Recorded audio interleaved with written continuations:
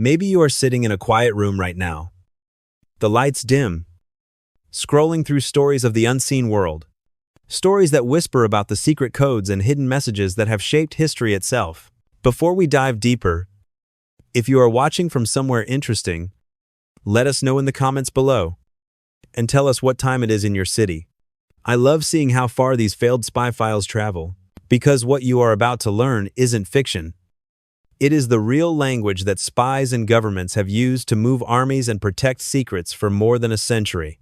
In our modern world, these same principles are being weaponized in a chilling new form. A cybercrime documentary unfolding daily in the digital shadows. Take a moment and imagine this.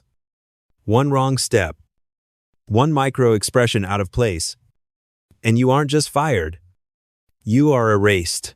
Today, we are declassifying the file on Oleg Gordievsky, the Kremlin's greatest traitor and the spy who saved the world from nuclear winter. Oleg Gordievsky wasn't just a recruit in the Soviet security machine. He was its DNA. Born into the service, his father was an officer for Stalin's NKVD, the brutal predecessor to the KGB. While other kids learned manners, Oleg learned the language of secrecy, vigilance, and absolute loyalty to the party. By the 1950 seconds, he understood a grim reality. Survival meant silence. This environment turned him into a master of compartmentalization. In the tech world, we call this sandboxing, keeping dangerous processes isolated so they can't infect the rest of the system. Oleg was the ultimate sandbox. His sharp mind and flair for languages led him to the Moscow State Institute of International Relations, a breeding ground for the Soviet elite. He was being programmed to be a perfect tool for the USSR. But then, he was posted to Copenhagen. And for the first time, Oleg tasted Western air. Jazz, uncensored books, and real political debate. It was a system shock. Then came 1968 and the Prague Spring, where Soviet tanks crushed the dream of socialism with a human face. Looking at those images, Oleg realized he wasn't serving a noble cause. He was serving a tyranny. The firewall had a breach. The trusted system of the KGB now had an internal vulnerability. By the early 70 seconds, back in Copenhagen, Oleg's disillusionment was complete. Mikosi, the British intelligence service, was watching, looking for cracks in the armor. They didn't use a brute force attack to recruit him. They used social engineering, subtle encounters and polite conversations to test his reactions. When Oleg finally crossed the line, he became the ultimate logic bomb inside the KGB. He wasn't doing it for money. He was trying to save Russia. The tradecraft Oleg used was the analog version of modern encryption. Brush passes on crowded streets were his packets of data. Chalk marks on lampposts were his connection signals. Dead drops in parks were his hidden servers. Imagine running a high-resource program on a computer with a failing cooling system. That was the psychological toll he endured.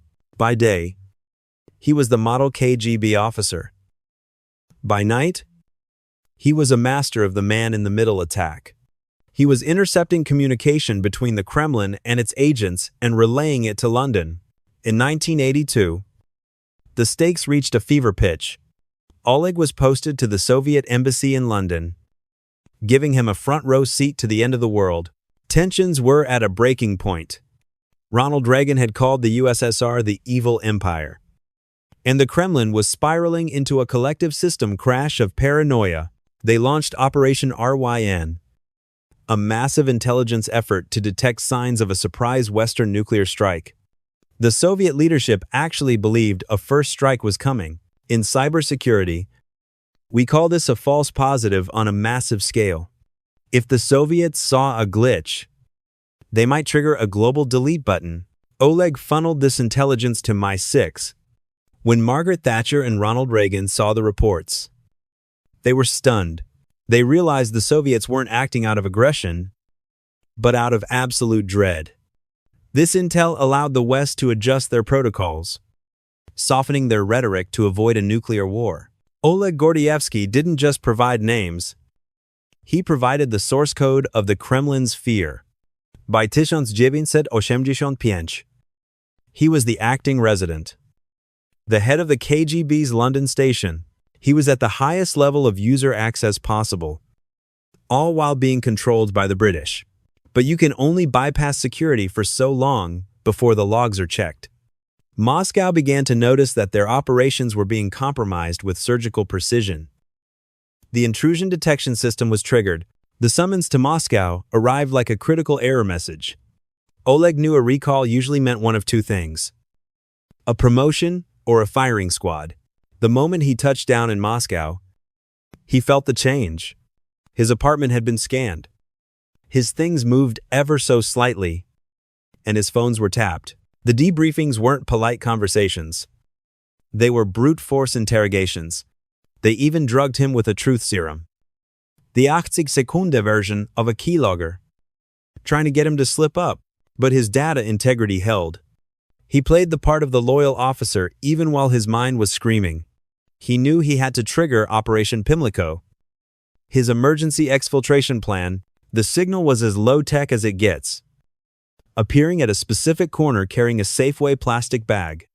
To the KGB shadows, it was just a man with groceries. To MI6, it was a rescue request. The escape was a masterpiece of stealth. Smuggled into the trunk of a British diplomatic car, Oleg was driven toward the Finnish border. They used the ultimate admin privilege, diplomatic immunity. At the border, the car was searched by KGB guards and dogs. One guard even leaned on the trunk where Oleg was hiding. But the firewall held. The car crossed into Finland, and the mole had successfully exported himself. Oleg Gordievsky eventually settled in England, living under a different name. Forever a ghost to the nation that birthed him, he was sentenced to death in absentia, a permanent ban from the land of his fathers. But his legacy remains. He proved that one person armed with the right information can change the flow of history. Today, we don't have to worry about KGB colonels in trunks, but we do have to worry about digital moles. As a cybercrime documentary host, I see these patterns every day: financial fraud, massive phishing attacks, and data breaches all rely on the same things Oleg used: trust, deception, and the exploitation of user error. So, how do you protect your own embassy? Here is the Digital Sleuth's protocol. First, trust but verify. Always check the source code of an email. If a link looks suspicious, it is a trap. Second, use multi-factor authentication. This is like having a double agent working for you. Even if they get your password, they can't get past the second barrier. Third, update your firmware. Just as the KGB's old methods eventually failed against modern tradecraft, your old software will fail against new exploits. Patch your systems. And finally, encryption is key. Protect your data like it is a declassified file. Use a VPN and encrypted messaging apps to keep your cables private. Stay vigilant. Stay secure. And remember, in the world of the internet, someone is always watching the logs. I am the Digital Sleuth.